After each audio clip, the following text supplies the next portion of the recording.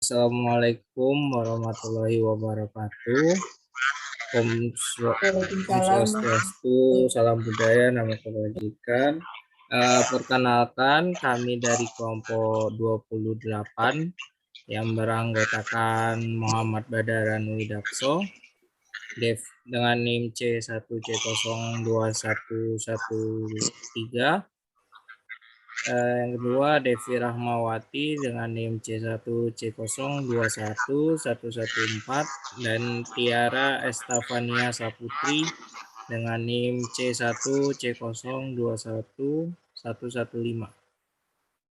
Oke, di sini kami akan menjelaskan tentang pajak UMKM yang akan dijelaskan pertama oleh Devi Rahmawati. Pada Devi, saya persilakan.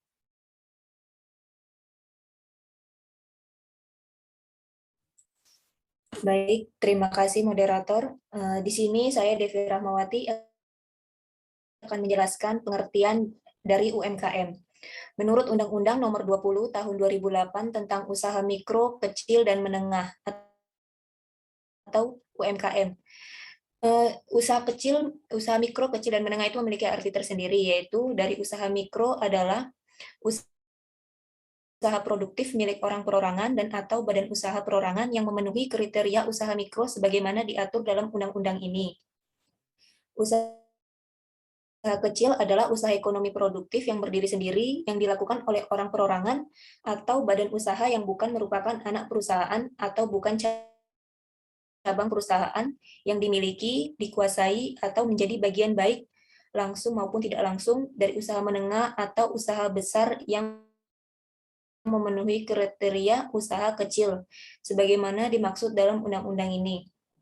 Usaha menengah adalah usaha ekonomi produktif yang berdiri sendiri, yang dilakukan oleh orang perseorangan atau badan usaha yang bukan merupakan anak perusahaan, atau cabang perusahaan yang dimiliki, dikuasai, atau menjadi bagian baik langsung maupun tidak langsung, dengan usaha kecil atau usaha besar dengan jumlah kekayaan bersih, atau hasil penjualan tahunan sebagaimana diatur dalam undang-undang ini. Sehingga dapat disimpulkan bahwa definisi UMKM atau usaha mikro, kecil, dan menengah yaitu usaha yang terbagi dalam 3 kategori, yaitu mikro, kecil, dan menengah, dilakukan oleh individu ataupun sebuah badan usaha dengan menyimpan aset dan omset tertentu, serta berperan penting dalam perkembangan perekonomian Indonesia. Mungkin itu saja yang bisa saya sampaikan, saya kembalikan kepada moderator. Baik, terima kasih Devi atas penjelasannya. Kemudian yang kedua yaitu tentang ciri-ciri sebuah usaha yang bisa digolongkan sebagai UMKM akan dijelaskan oleh Tiara. Kepada Tiara saya persilahkan.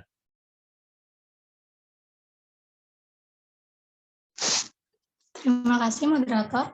Baiklah, di sini saya akan menjelaskan ciri-ciri sebuah usaha bisa digolongkan sebagai UMKM. Secara umum, usaha bisa digolongkan sebagai UMKM memiliki ciri-ciri: 1. Modal usahanya tidak bersumber dari kreditor atau bank. 2. Cakupan usaha masih terbilang kecil. 3. Jumlah karyawan hanya 5 hingga 20 orang. 4.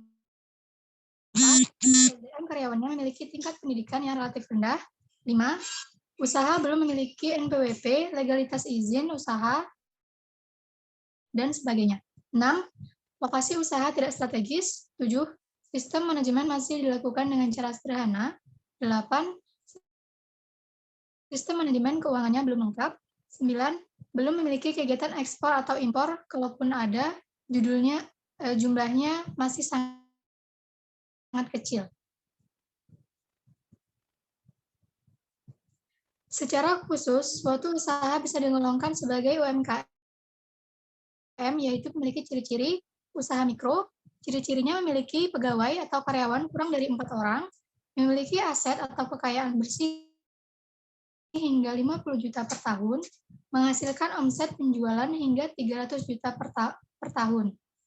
Untuk usaha kecil, ciri-cirinya memiliki pegawai atau karyawan dengan jumlah 5-19 orang, memiliki aset kekayaan bersih antara 50 juta sampai 500 juta per tahun, memiliki omset penjualan 300 juta sampai 2,5 miliar per tahun.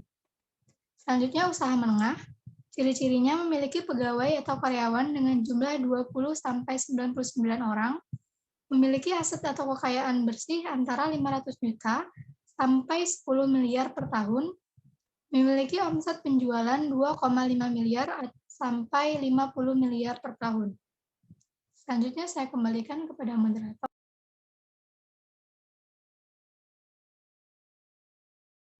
Baik, terima kasih Tiara.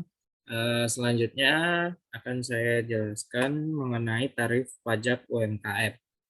Berdasarkan PP nomor 23 tahun 2018, pajak UMKM sebesar 0,5% hanya berlaku untuk beberapa pihak, yaitu A. UMKM yang memiliki omset tidak melebihi 4,8 miliar di dalam 1 tahun pajak. UMKM yang dimaksud antara lain usaha dagang, industri jasa seperti kios, toko, los kelontong, bengkel, pakaian, elektronik, penjahit, warung makan, salon, dan usaha lainnya. Kemudian B, berlaku untuk UMKM konvensional, berbentuk offline dan juga yang berbentuk toko online, seperti marketplace atau media sosial.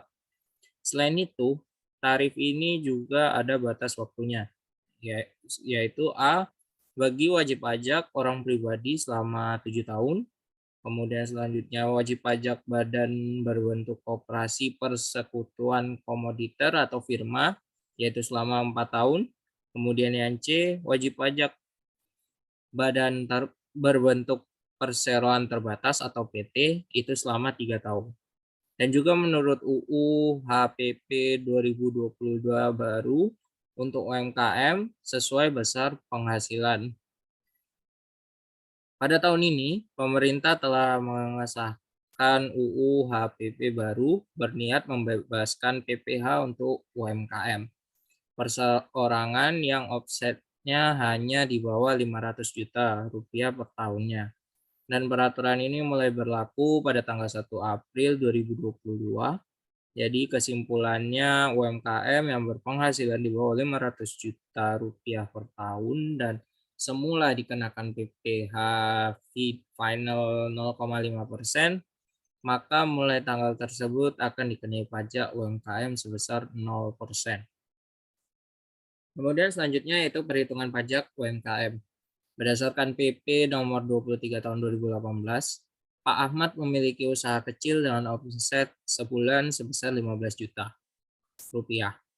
Tentu saja omset sebulan ini sudah memenuhi syarat menggunakan PP 23 tahun 2018. Jadi, perhitungan pajaknya adalah omset bulanan sebesar 15 juta rupiah dikalikan 12 bulan ada sebesar 180 juta.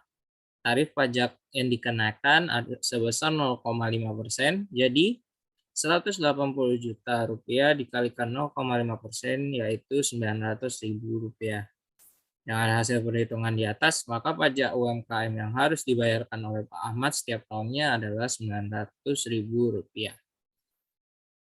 Kemudian yang selanjutnya perhitungan pajak UMKM berdasarkan UU HPP 2022.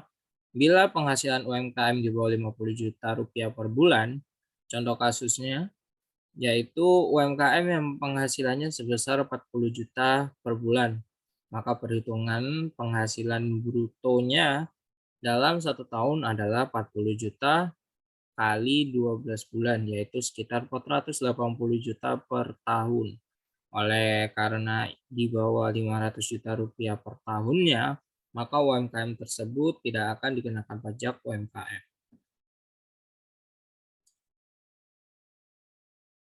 Dan kemudian perhitungan pajak UMKM berdasarkan UU HPP nomor 22, bila penghasilan UMKM sebesar 100 juta rupiah per bulannya. Contoh kasus kedua yaitu adalah UMKM yang mendapatkan penghasilan sebesar 100 juta rupiah per bulannya. Dari hasil perhitungan brutonya, maka dalam 1 tahun didapatkan 100 juta rupiah dikalikan 12 bulan yaitu 1,2 miliar per tahun. Karena penghasilannya sebesar 1,2 miliar per tahunnya, maka hal tersebut berarti penghasilan tersebut sudah termasuk dalam syarat penghasilan kena pajak atau PKP. Alhasil UMKM tersebut akan dikenakan PPh final sebesar 0,5% dengan rincian perhitungan omset setahun dikurangi PTKP, hasilnya adalah penghasilan kena pajak atau PKP yang dikalikan 0,5%. Yaitu seperti yang dirumus, PKP sama dengan 1,2 miliar rupiah dikurangi 500 juta, itu sebesar 700 juta rupiah. Dan kemudian PPh final yaitu 700 juta rupiah dikalikan 0,5% yaitu 3,5 juta. Berarti pajak yang harus dibayarkan oleh UMKM ini adalah sebesar 3,5 juta per tahun. Ya, per tahun. Oke. Sekian penjelasan dari kelompok kami. Lebih kurang kami mohon maaf. Kami akhiri. Wabillahi taufiq wal hidayah. Assalamualaikum warahmatullahi wabarakatuh. Assalamualaikum warahmatullahi wabarakatuh, Ibu. Sebelumnya, perkenalkan, saya Devi Rahmawati, salah satu mahasiswi akuntansi dari Universitas Jambi, ingin meminta waktu Ibu sebentar untuk melakukan wawancara mengenai penerapan pajak terhadap UMKM. Sebelumnya, apakah Ibu berkenan? Insya Allah. Sebelumnya wawancara ini akan dilakukan oleh 3 penanya, yaitu saya sendiri, teman saya Tiara, dan satu lagi Badar. Baik, langsung saja terlebih dahulu bisa Ibu perkenalkan diri terus. Nama saya Emma.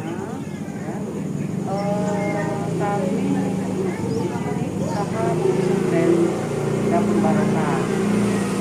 Usaha kami catering,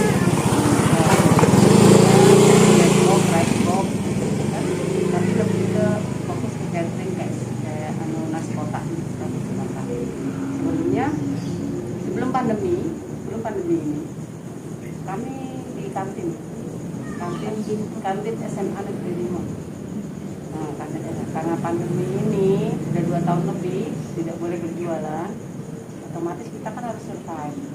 Kita kan harus survive. Pun kebetulan saya dan suami ya usahanya cuma ini. Artinya suami tidak bekerja lain, tapi sama-sama lah ini bekerja. Suami Ibu juga jualan? Iya, sama, kita satu tim, kan? Satu tim. Jadi sejak pandemi ini coba berjualan online, secara online, melalui relasi segala macam. Kira-kira sudah berapa lama Ibu ini jualannya di SMA itu? SMA 5 itu sudah sekitar 2 tahunan. 3 tahunan lah, 3 tahunan. Berarti Ya, pandemi iya. 2020, Iya, sekitar 2017-16. iya sekitar. Kalau boleh tahu selama di kendala Ibu kan kalau jualan di SMA 5 sama di online kan beda, apa sih penghasilannya lebih yang mana? Lebih ke yang di kantin karena kan ada penghasilan kontinu gitu ya tadi. Kontinu tiap hari pun alhamdulillah seharusnya sebelum pandemi kan pandemi sekitar bulan Maret tahun ajaran baru kan nanti bulan Juli ini udah ajaran baru kan. Sebenarnya kita sudah bisa mengembangkan usaha kita. Kami sudah sewa kantin lagi di SMK sebenarnya. Harusnya sudah kita bayar pada waktu itu. Sebelum pandemi sudah kita bayar, kita udah berikan. Tapi ternyata pandemi gitu kan, ya tidak jadi. Kebetulan produk kami itu menjual untuk anak-anak sekolah, apalagi anak-anak kan mereka butuh makan. Produk kami itu ayam geprek dan ayam bakar, tapi dengan harga yang terjangkau oleh anak sekolah dan perutnya kenyang. Makanan berat. Iya, makanan berat. Makanya mereka tidak perlu bawa bekal lagi dari ini. Baik, seperti yang sebelumnya saya katakan, wawancara ini dilakukan secara bergantian, maka selanjutnya saya serahkan kepada Tiara untuk pertanyaan berikutnya. Baik. dalam menjalankan usaha ini, apakah Ibu membuat laporan keuangan? Belum secara kontinu, belum secara ini, paling yang hitung-hitungan pribadi lah, jadi belum memang termanage dengan baik kan, masih begini, masih skala rumah tangga gitu istilahnya kan, skala rumah tangga pun apalagi kami memang tidak punya gimana modal pun. Waktu di SMA 5 itu kan memang awal-awal itu baru ya belum terlalu lama lah kalau sekian itu kan, masih coba-coba ini, jadi trial and error kan. Sebelum ini kan kita juga tidak langsung laku produk kami, sebelum kami terjual sehari itu 200 porsi ya kan, kan itu terus menu itu kan terus berganti, tadinya banyak dari siomay, dari apa, pada akhirnya mengerucut jadilah ayam geprek sama ayam bakar. Jadi memang dua itu saja yang kita jual pada akhirnya ya kan, dan itu baru setahun belakangan sebelum pandemi itu tuh mulai nampak ada apa itu kan ayam geprek kan memang bukan yang lama kan, masih sudah ini kan, baru-baru inilah dia kan itu berarti tahu ada komposisi dari sambal, dari rasa gitu kan, akhirnya anak-anak ya kita Itu apa Ibu ngurangin dari banyak itu sampai tinggal 2 ayam bakar sama ayam geprek karena banyak yang ini? ya karena ya bukan karena ini, karena kayaknya memang itu yang jadi makanan andalan mereka tuh itu, jadi kita fokus di situ. Itu aja kita udah 4 orang yang kalian tahu sendiri, lingkup kantin itu kan kecil. Iya. Sementara kami harus melayani anak itu istirahat kali. Iya, istirahatnya langsung. Istirahat pertama itu kan jam mereka lapar, kita jam 10-an gitu kan, kalian tahu. Dan 10 pun ini waktunya singkat, cuma setengah jam, cuma 30 menit kalau nggak salah, kalau tahu nggak nyampe mungkin. Dan itu sekaligus datang mereka. Nah itu biasanya mereka juga menyiasati kami, nggak terlalu banyak makan di tempat pada akhirnya. Mereka bungkus bawa ke kelas masing-masing. Nanti teknisnya tuh mereka lah yang ngatur teknisnya. Jadi mereka datang ngurus temennya bawa catatan, om, tante, pesan 11 box, aku pakai piring gitu kan, satunya dipisah. Jadi kami memang begitu mereka keluar main, pesanan mereka tuh banyak di meja tuh bungkus-bungkus. Mereka tinggal ambil. Keluar main sudah mereka pesan dulu. Jadi saat keluar main mereka udah tinggal ambil. Jadi yang memang mau pesan tempat mereka biasanya anu dulu, kalau enggak tuh nggak dapat tempat. Gitu. Alhamdulillah berbekal sukses di SMA 5 kita berani dulu coba buka.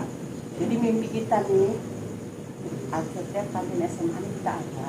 Rencananya itu begitu, tapi kalau berkata lain qadarullah, ya kan?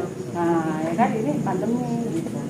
Mungkin kalau kita bisa besar begitu, mungkin termanage lah dengan baik. Tidak bisa lagi tadinya saya yang langsung ke sana goreng, tidak lagi, saya harus stay di rumah. Jadi orang-orang yang ada di sana. Ya satu lagi mungkin tadinya kan saya belanja sendiri, jam 6 tuh harus sudah berangkat ke kantin, goreng ayam, goreng tempe tahu, sambal juga dibuat dari rumah, jam 2 itu bangun, ya kan, jam 3 ke pasar. Kita semua segar, kita semua segar. Suami masak nasi di rumah, kita berbagi tugas, ya kan, gitu, langsung di sana. Tapi capek, tapi terbayar dengan antusias. Karena produk kita mendapat tanggapan, pasti kehabisan, banyak yang nggak kebagian, tapi kan kita bagi-bagi dengan pedagang lain, toh tidak berserakah kan, itu kita bagi itu. Nah, selanjutnya menurut Ibu apakah penting suatu usaha itu menyusun sebuah laporan keuangan? Penting, sangat penting, karena itu tolak ukur kita kan. Jadi maju berkembangnya usaha bagus. Kebetulan saya bekas kantoran, jadi dulu juga pernah kerja sebagai staf keuangan, pernah juga lihat pajak itu bagaimana kan, kepinginnya itu seperti ini. Cuman kan kita ini masih orangnya masih itu, saya lah yang belanja, saya lah ini, jadi memang belum tertata rapi. Itulah saya bilang kalau memang harus berkembang itu kan memang kita bakal nambah aset segala macam, perlengkapan segala macam yang tidak tercatat. Pun karyawan kan harus ini, kalau sudah sekian karyawan mungkin kita mau BPJS segala macam kan Iya, untuk karyawan. benar. Kita itu jualan di kantin itu cuman pagi itu sampai jam 10 setelah main pertama habis, selanjutnya beres-beres jam 11 kita udah pulang. Sesingkat itu, tapi prosesnya tuh lama kan, kita prepare-nya yang lama justru, jualannya sebentar, prepare-nya yang lama. Dan itu saya harus berbagi besoknya, itu dalam pikiran saya. Tapi ya saat ini memang belum terlaksana, tapi rencana itu udah ada biasa. Kayak tadinya saya pakai etalase besar ini. Mungkin kedepannya saya tidak begitu. Kita goreng ayam di rumah, cari pegawai goreng ayam, kita kirim ke outlet-outlet kita, tapi kita sudah punya sopis untuk pemanas. Tahu kan ya? Nah, jadi tetap awet di situ. Jadi kita tidak menggoreng lagi di sana. Gitu kan. Jadi tinggal sistemnya lebih gampang. Dari hitungan ayam kan kita tahu nanti uang yang didapat berapa. Itu dalam otak saya udah begitu, gitu. Udah gitu, udah mulai memetakan ya kan, menyusun seperti itu. Kita kan UMKM juga sering dikasih pelatihan kok. Dari instansi-instansi terkait. Kebetulan saya tergabung dalam Asmami sebagai mahkota, gitu-gitu kan. Nah, gitu-gitu dinas koperasi. Yaitu ada beberapa kayak IPAM Ikatan Pengusaha Muslimah Indonesia, saya juga ikut. Gitu. Organisasi UMKM naik kelas. Kalian mungkin kalau mau butuh referensi lain, mungkin saya bisa rekomendasikan UMKM lain. Gitu kan. Tapi nanti saya tanya itu kesediaan mereka kalian. Itu.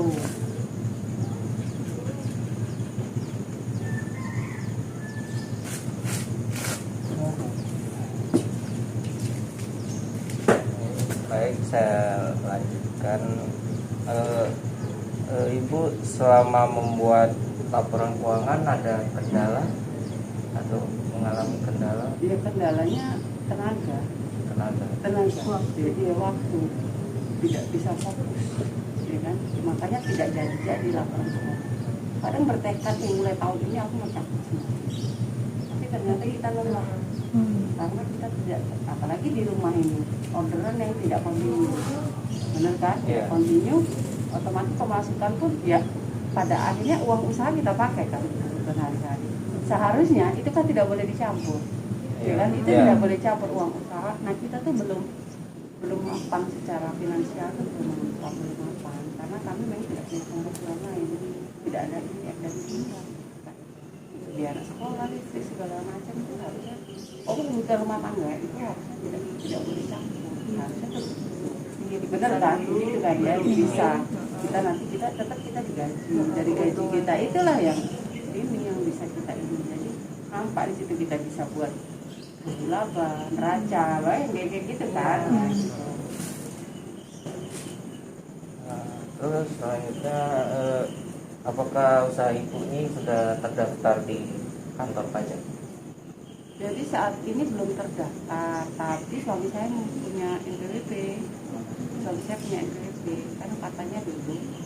Tapi belum kami tindak lanjut lagi sih, ya kan. Makanya saya buat juga NPWP, mengingat semua izin usaha itu atas nama saya.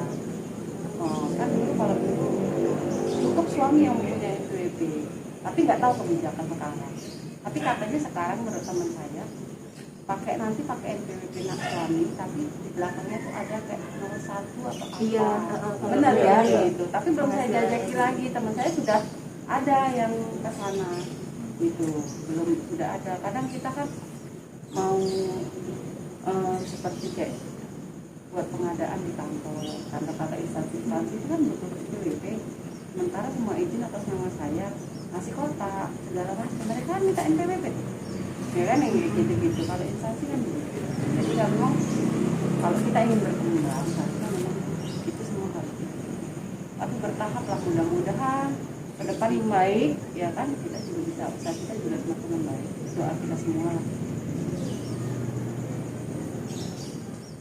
Terus ya yang terakhir nih, apakah ibu mengetahui tentang peraturan terbaru mengenai UMKM yang omsetnya di bawah 500 juta per tahun itu bakal dibebaskan pajak? Tidak tahu. Ya, itu peraturan terbaru mulai dari 1 April ini nanti. Jadi biarpun belum sampai 500 juta, keuntungannya kan sudah terdaftar di pajak, sudah ada izinnya kan. keuntungan atau pendapatan kotor? Kalau dulu kan dari pendapatan bruto sekian persen.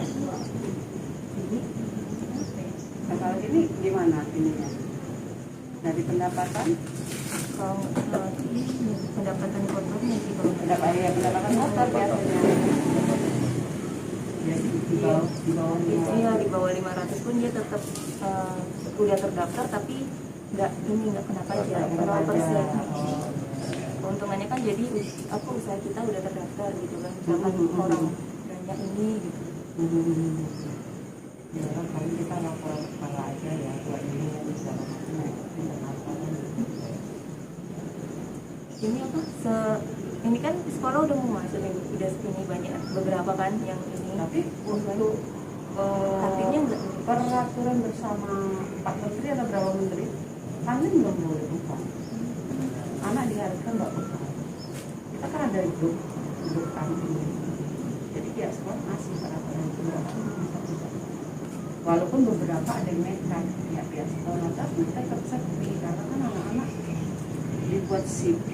Iya. Tidak langsung 100% masuk toh.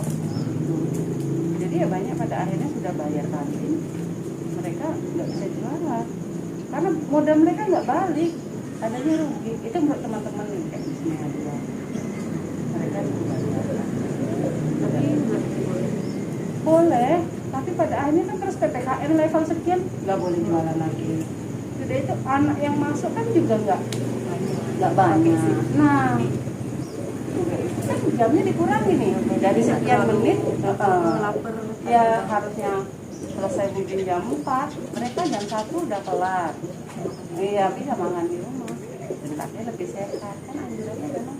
Atau orang tua kan kayak saya itu sama anak saya bawain ke dokter, jajannya saya bawain walaupun saya itu.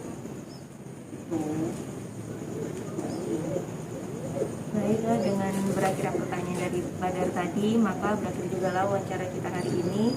Sebelumnya saya mewakili kelompok ini ingin minta maaf kepada Ibu jika ada salah kata selama proses wawancara tadi. Kami juga mengucapkan banyak terima kasih kepada Ibu sudah berkenan untuk menjadi narasumber kami. Baik, saya akhiri wawancara ini. Assalamualaikum warahmatullahi wabarakatuh. Waalaikumsalam.